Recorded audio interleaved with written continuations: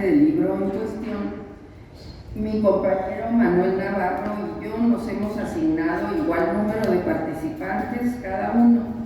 La intención es que todos los que intervinimos en este libro tengamos un espacio en esta plática que estamos teniendo con ustedes. En mi caso me di a la tarea de agrupar las opiniones que así lo permitieran, con la finalidad de hacer la exposición más clara y breve. Iniciemos entonces. Alejandro Carrasco, actual representante de la Comisión Estatal de Derechos Humanos, narra el origen, avances y logros del reconocimiento de estos. Carlos Esparza, lo junto con él, ahorita se van a dar cuenta por qué, opta por dar ejemplos de lo anterior, teniendo la certeza de que la mayoría de los lectores captaremos así más fácilmente lo descrito. Lo mismo nos estremece lo mencionado por Alejandro, al remontarse a la época de la colonización en México, con Bartolomé de las Casas, por ejemplo, férreo defensor de los pueblos originarios, quien rechazaba la idea manejada por los españoles de que eran esclavos por naturaleza. Como lo empleado también por Carlos, nos impacta, aunque él lo hace a través de cuestiones tan cotidianas como algunos de nosotros, los que tenemos ya más edad, nos tocó observar en los años 50, 60, con las películas de la época de oro mexicano, donde el galán, por ejemplo, está diciéndole a la esposa embarazada, o sea, Pedro Infante, a Marga López, le está diciendo: oye, lo que vas a tener tiene que ser un niño, yo no te voy a admitir que no vaya a ser niño, que vaya a ser niño. O sea, ejemplos de estos tan sencillos y tan comprensibles son los que maneja Carlos, porque nos lleva, como en el otro trabajo de Alejandro, se van mencionando los avances que se van haciendo de los derechos humanos, porque si ahorita hablamos de lo que sale en esas películas, pues ya no es aceptable, ¿verdad? Y antes lo tomábamos al pie de la letra. Nos dice Carlos que no siempre con fines loables, como cuando en 1990 se crea por decreto presidencial de Carlos Salinas de Gortari la Comisión Nacional de Derechos Humanos. ¿Por qué decimos que no con fines muy loables? Porque resulta que era no solamente para fortalecer a la sociedad civil, que era lo que estábamos esperando, sino que para solicitar préstamos al Fondo Monetario Internacional y al Banco Mundial. Estos organismos exigían que se enfocara a la defensa de los derechos humanos. Los dos autores, Carlos y Alejandro, concluyen que se ha avanzado a través de los años en el respeto a mujeres, niños y adolescentes, en el derecho internacional, en educación, etc., pero que aún existen muchos retos a vencer. Carlos Esparza concluye que el progreso hubiera sido mayor si el ciudadano común hubiera contribuido en este trayecto. Él dice: con el apoyo de un gobierno comprometido, que escucha y que actúe, además de una sociedad pensante, no tendremos que esperar otros 65 años para decir misión cumplida. Por otra parte, nuestra compañera Diana González, acorde a su profesión y a su desempeño, habla del artículo 4 constitucional, el cual habla del derecho a un medio ambiente adecuado para el desarrollo y bienestar. Esto comprende calidad de agua, de aire y de suelo. Piensa en la posibilidad de que las autoridades involucradas en esta materia y los sectores productivos se apliquen en esto, atendiendo al impacto ambiental. Presenta dos puntos claves para ello. Número 1, México es reconocido por tener un marco ambiental ambiental suficiente y robusto, perfectible, pero de calidad. No obstante, se presentan conflictos ambientales por el uso inadecuado del suelo y la contaminación de la industria por la industria y actividades mineras. El número 2 que marca Diana dice: el marco normativo distribuye facultades al respecto a los 3 niveles de gobierno. Diana convoca a desarrollar una conciencia universal de justicia social y ambiental, fíjense qué bonito se expresa, para cuidar nuestra casa común, para lograr un futuro compatible y compartido por todos. Nos llevaría a nuevas convicciones, actitudes y formas de vida. Por su parte, Dinora Gutiérrez, nuestra maestra de ceremonias, intitula su aportación así: el respeto a la dignidad humana, pilar de los derechos humanos. Su narrativa parte de los años 60 con la publicación de la Carta Internacional de los Derechos Humanos, poniendo en el ámbito de lo público este tema por demás sensible. Después del mencionado suceso, podría pensarse que todo fue avanzando sin tropiezos hacia el respeto demandado, pero no es así. Dinora apunta: más allá de una visión meramente normativa, existen principios universales que se deberían privilegiar.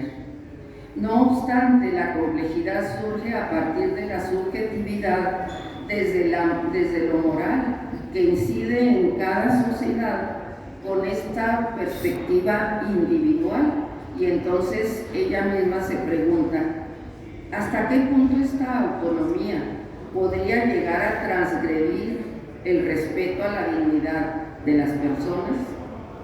Aquí permítanme enlazar por la similitud de inquietud y conclusiones con un trabajo de investigación que hizo nuestra compañera Silvia González. Lo hizo en la Sierra de Chihuahua y lo presenta así: habla de los derechos básicos como el derecho a la integridad física. Esta autora expresa: mientras en las grandes ciudades se gasta energía y tiempo en legislar el aborto y la equidad, en muchísimas comunidades del país, como en la Sierra Tarahumara, el abuso de todo tipo, incluidas las violaciones, está creciendo, porque las autoridades de aquellos lugares no pueden intervenir por lo que esté establecido en la Constitución referente a usos y costumbres de los pueblos indígenas. Disfrazado, dice ella, de matrimonios entre niñas y hombres muy grandes de edad, se cometen las más diversas violaciones a la dignidad humana. Tenemos ahora la opinión de María de los Ángeles Ruiz. Ella nos presenta la Declaración Universal de los Derechos Humanos y, después de contrastarla exclusivamente con lo que manifiesta al respecto de la Unión Nacional de Padres de Familia, ella concluye que la nueva escuela mexicana viola todos los pasos que marca la declaración en cuestión.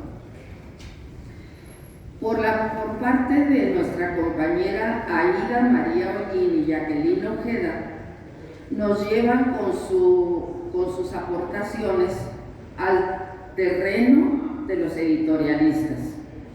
Aida se refiere a la información como bien común, es decir, es un bien de todos y para todos.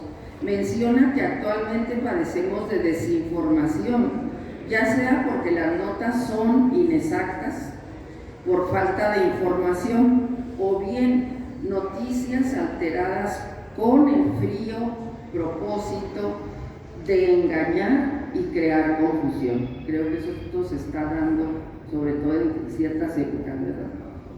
Para enfrentar la realidad comunicativa, Aida propone convertir los desafíos en oportunidades que permitan el adecuado ejercicio de la libertad de expresión. El principal desafío es avanzar en materia legislativa, incorporando la visión social y educativa que son imprescindibles para fortalecer así el debate público informado. Por su parte, Jacqueline, nuestra compañera, en su aportación se refiere a la libertad de expresión como el oxígeno de la democracia, porque todo individuo tiene derecho a buscar, a recibir, a difundir ideas de manera libre. Advierte que México enfrenta desafíos significativos en la garantía plena del ejercicio de la expresión pública. Dice que en aras de proteger los derechos de otros, deben de considerarse ciertos límites en la expresión propia. Afirma que existe una línea muy delgada entre libertad y libertinaje. Exhorta a los jóvenes a fomentar el diálogo abierto y respetuoso, pues esto permite el avance hacia una verdadera comunidad. El gobierno, agrega, está obligado a garantizar el entorno propicio para lo anterior. Los temas que abordamos, Serafín Peralta, nuestro compañero, y yo, tienen mucho en común, o pudiéramos decir, se complementan. Serafín se refiere al fenómeno migratorio y violación a los derechos humanos. Manifiesta que hay violación a las leyes mexicanas con el solo hecho de entrar al territorio mexicano con mecanismos de presión en tumultos o en grandes caravanas. Menciona que en la franja fronteriza sur de México se produce un encuentro accidental de razas que contempla diversos acontecimientos comerciales, culturales, migratorios. Para atender la problemática expuesta resulta insuficiente el presupuesto asignado, dice Serafín, y a pesar del esfuerzo realizado por el gobierno federal y locales, no se logra resolver este problema de índole mundial más que nacional. ¿Por qué enlazar el tema de la migración con el que redacto yo? El título de mi escrito es Identidad Colectiva y lo inicio con esta aseveración. Nunca como hoy se había requerido con más urgencia de la revisión del desempeño de cada integrante de la sociedad mexicana, desde el enfoque de los derechos humanos. Estamos siendo testigos de barbaridades, como ataques de madres y padres de familia al maestro de sus hijos, peleas terribles entre estudiantes o entre vecinos, y hasta suicidios cometidos por niños. En resumen, estamos acabando con el tejido social, con la comunidad, con nosotros mismos. No estamos fortaleciendo la identidad colectiva. Para aclarar este concepto que me parece trascendental, acudo a dos estudiosos, a Octavio Fuyat, quien contempla 3 estratos en toda civilización: manera de ver el mundo, manera de instalarse en el mundo y manera de transformar el mundo. Deja asentado que lo social adopta 2 modalidades: el ámbito de lo privado, por ejemplo la familia, y el ámbito de lo público, por ejemplo barrio, escuela, etc. Por otra parte, el estudioso Luis Vergara especifica que las preguntas que se hacen por una identidad son: ¿quién soy? Otra: ¿quiénes somos? Y nos recalca: para llegar a la identidad de cualquier comunidad se requiere de solidarizarse con los otros. Los seres humanos requieren de respuestas concretas que fortalezcan sus identidades. Por lo tanto, la ausencia paterna o materna, física o mental, porque muchas veces está el padre de familia ahí, está el individuo, pero no está la mente ahí, ¿verdad? Con el hijo. La falta de actividades para los menores, la poca comunicación con los padres o con las autoridades, cualquiera que éstas sean, provocan el debilitamiento de la identidad. Los migrantes han perdido esa identidad, han perdido la identidad de su país, han perdido la identidad de su familia. Si a lo anterior le sumamos el bombardeo que reciben los menores a través de las redes sociales en lo referente a cómo convertirse en un individuo exitoso, golpeando, humillando a otros, hiriéndose a sí mismos, empleando los derechos humanos para defenderse de las autoridades cuando sus propias atrocidades son las que cometió. Así se está destruyendo a grandes pasos el tejido social. El ser en formación no se está identificando ni con los padres, ni con los maestros, compañeros, policías, autoridades, etc. ¿Realmente queremos hacer algo por remediar lo anterior? Trabajemos en la identidad, formemos parte constructora de nuestra familia, de la comunidad educativa y de la comunidad social en general. El marco legislativo, desde los pactos internacionales hasta la Constitución Política de los Estados Unidos Mexicanos, en lo referente a los derechos humanos, existe y precisa lo correspondiente a cada ámbito social y a cada individuo. Empecemos por cumplir con nuestra responsabilidad como padre, madre, abuelo, y hagamos cumplir a nuestros hijos esa responsabilidad. No mencionemos a los derechos humanos para ocultar nuestras fallas o errores como integrantes de una sociedad, incluidos los servidores públicos, también a ellos los incluyo. Acordémonos de los derechos humanos para fortalecer con nuestro respaldo a la gran comunidad chihuahuense. De esta manera, el rol de la Comisión Estatal de Derechos Humanos podrá ser el de orientador y capacitador, en vez de lo que con frecuencia le estamos asignando últimamente, que es como el de impartidor de justicia. Muchas gracias.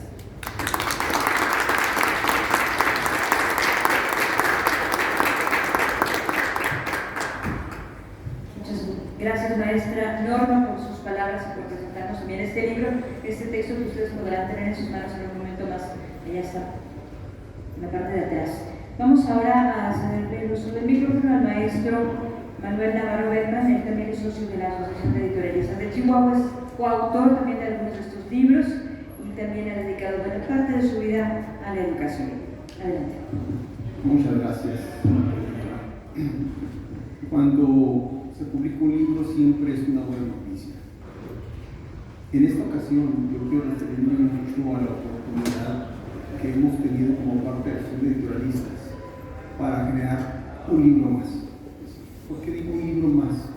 Porque el que un grupo de personas se dedican no como opinólogos, no como gente que emite solamente una opinión, sino que es una opinión que siempre busca la intención de ir más allá y sostenerlo sobre una base legal, jurídica, que armonice con la parte que se emite, es decir, editorialista. En esa medida es un gran orgullo estar aquí, en este lugar que a mí me emociona muchísimo.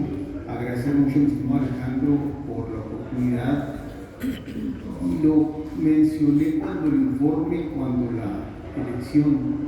Y me gusta decirlo porque hay una diferencia, no porque quiera ser menos, sino porque quiera hacer más el tiempo. Y la diferencia está en que estamos construyendo ya el sexto libro, Alejandro. Y esto significa que hay una producción que permite, a raíz de lo que decía la maestra, mi querida maestra Norma, de tratar de dejar en las generaciones venideras algo más, algo que permita generar una conciencia social y colectiva. permite identificar ciertas áreas. Estas áreas son muy importantes porque permiten visualizar la vinculación con instituciones, la Comisión de Derechos Humanos, el Centro de Transparencia, y estas no son gratuitas, sino son producto de un trabajo incansable de la presidencia de la asociación, y cual reconozco y agradezco. Y bueno, obviamente hay algunos libros que nos preceden. Hoy en particular, con motivo de este Día Internacional del Libro, hemos buscado tratar de impulsar este último libro que tiene como línea general los derechos humanos. Esta línea es muy palpable porque existe una vinculación entre los derechos en el ámbito internacional, a tono con lo establecido por el artículo 1 de la Constitución, y lo que sucede en la parte nacional, pero aterrizado en lo que sucede en el día a día, en el aquí y el ahora, y en lo que nos sucede y lo que nos afecta fundamentalmente.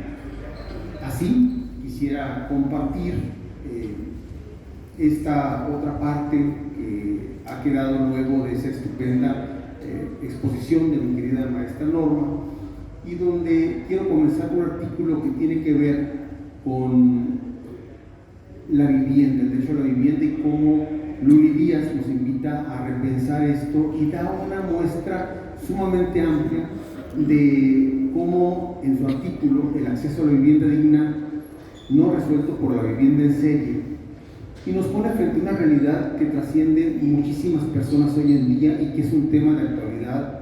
Nada menos la presidenta lo tomaba el día de ayer de manera muy importante, porque a pesar de tener un lugar donde vivir, no cuentan con las condiciones necesarias para ello.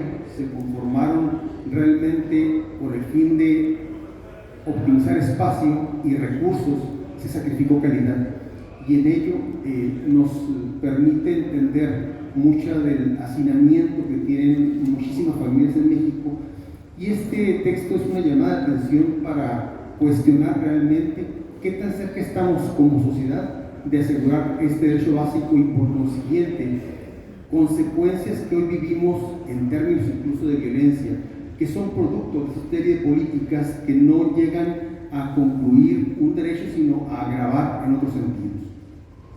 Otro tema de gran relevancia es el libro de Pedro Uranga, que habla sobre la desigualdad humana.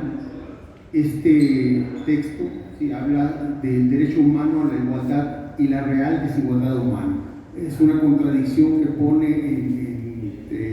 de manera muy puntual Pedro, y nos enfrenta a este enfrentamiento entre el derecho a la igualdad y la realidad que se vive en concordancia con lo que decía Luli en el otro texto, y cómo este artículo nos invita a mirar más allá de las leyes, porque somos un país de muchísimas leyes, pero en el mundo real de la vida diaria realmente eso a veces no llega como tiene que llegar, y que además limitan muchísimas oportunidades. Es un texto que nos impulsa a seguir avanzando hacia una sociedad donde la igualdad no solamente sea un ideal, sino una realidad que también pueda ser tangible. La obra toca además temas críticos, como el de el señor secretario Roberto Piñón, en su artículo La propiedad como derecho humano frente a la expropiación del Estado. Nos ofrece una reflexión sobre la importancia de este derecho y las tensiones que surgen cuando el Estado interviene. Realmente un tema que está muy en boga hoy en día y que tenemos la obligación de poner en perspectiva como centro de preocupación. Este artículo es un recordatorio de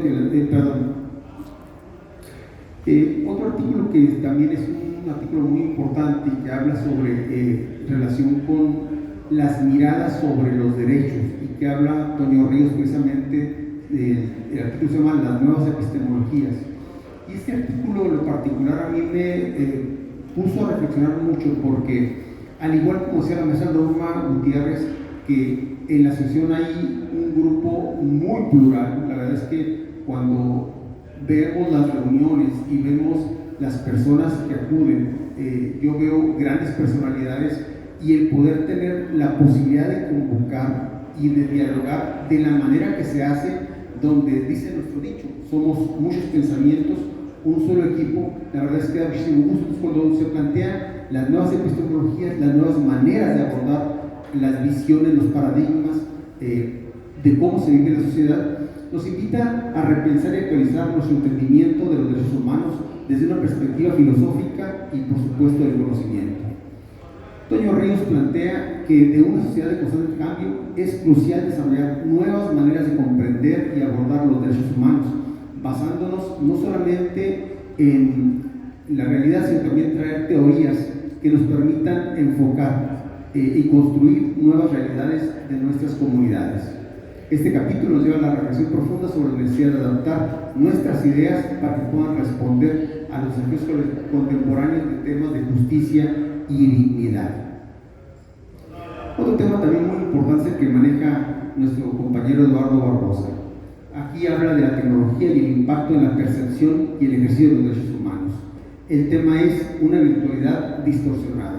En mucha relación con lo que decía mi estimada maestra Norma, en cómo, sobre todo en épocas electorales, se distorsiona la realidad o se busca distorsionar con mecanismos y medios electorales tratando de malinterpretar para que las personas, a propósito de lo que decía mi querida Soledad al principio, de la falta de lectura, de la falta de un conocimiento tácito de la realidad, tratar de orientar para que las cosas se den como se dice y no como son. Eduardo Barbosa explora cómo el entorno digital, con todas sus ventajas, pero también con todos sus riesgos, y desarrolla una serie de elementos que vale la pena leer para poder encontrar en esta realidad una capacidad de encontrar esto de lo que es un paradigma, la capacidad de enfocar nuestra visión hacia este tipo de... y que cómo puede, como distorsionador de nuestra comprensión de los derechos humanos. A veces un derecho humano que parece serlo se dice por medio de una charla, una noticia que no lo son o que es de otra manera diferente. En un mundo donde las redes sociales y el contenido en línea moldean nuestra visión de sociedad, de ser humano, de comunidad, Eduardo Barbosa nos advierte sobre los peligros de una virtualidad distorsionada que puede ser manipulada para afectar negativamente a los derechos humanos y colectivos. Aquí se hace una llamada de atención sobre la importancia de la ética, de la responsabilidad en el uso de la tecnología. Mi querida maestra Heidi, por su parte, aborda el tema del Internet como un derecho humano y como una herramienta para los derechos políticos en su artículo El Internet, derecho humano e instrumento para los derechos políticos. Habla desde un punto de vista legal, viendo elementos muy importantes desde su amplia experiencia legislativa. Destaca el papel fundamental que tiene el acceso a Internet y cómo el ejercicio del derecho a la información, los derechos civiles y políticos, especialmente en un mundo donde la información y la participación ciudadana dependen cada vez más de espacios digitales. En un contexto donde el acceso a Internet no siempre es universal ni equitativo. Este artículo nos recuerda que el derecho a la información y la participación son pilares de una democracia moderna y de una sociedad justa. En el ámbito de la migración y la discriminación, Sergio Armando López Castillo presenta un texto impactante titulado Un flagrante caso de discriminación migrante y racial, a tono con lo que decía la maestra Norma y Serafín. Este artículo expone la dura realidad que enfrentan muchas personas migrantes al ser objeto de discriminación y de racismo.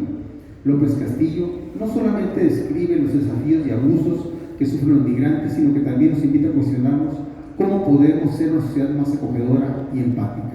Este capítulo es un buen recordatorio de que la importancia de la solidaridad, la convivencia y la corresponsabilidad compartida en la defensa de derechos de quienes, buscando una vida mejor, dejan sus países de orígenes.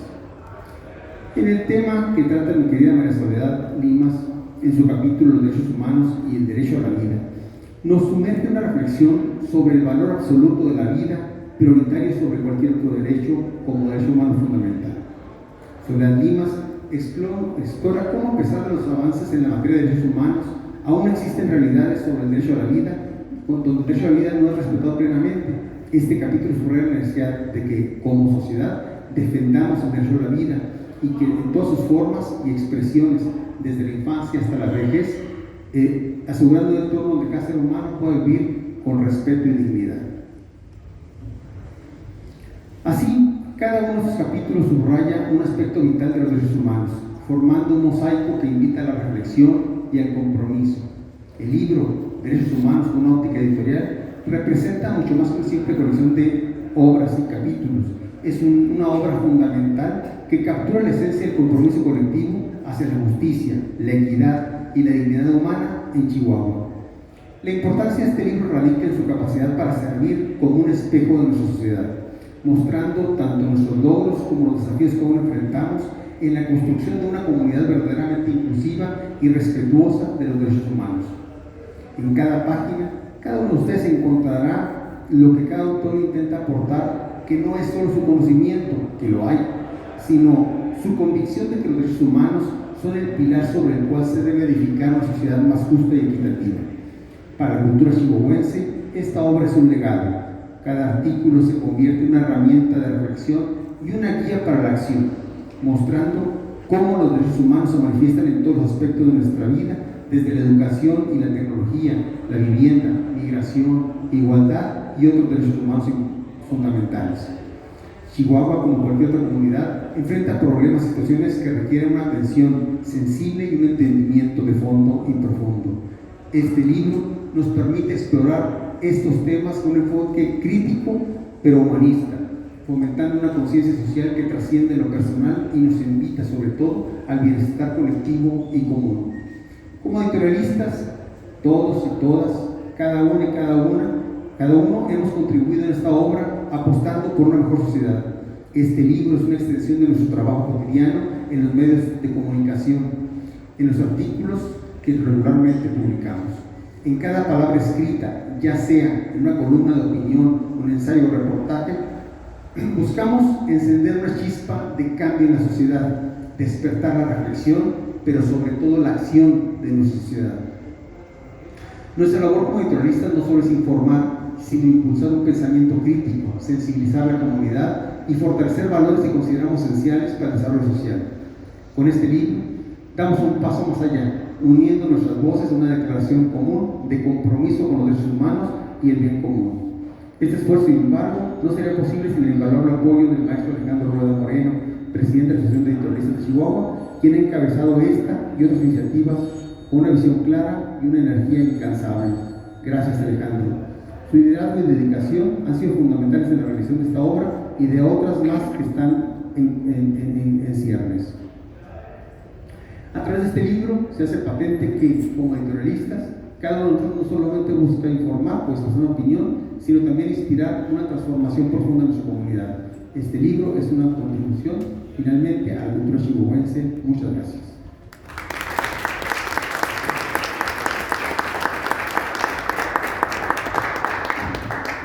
Gracias a Manuel por su intervención. Coincidimos completamente. En verdad, nuestro presidente, aquí presente, Alejandro Rueda, es incansable. Yo no sé de dónde saca tanta energía para promover otros libros, hacer relaciones públicas y luego todavía maneja las redes sociales. Así que ya se imaginarán todo lo que cuentan por ahí. Sí, él lo va creando. Es el momento de hacer alguna intervención, si lo desean compañeros y compañeras de la asociación o alguna otra persona del público, si desea tomar la palabra antes de cederle nuevamente el uso del micrófono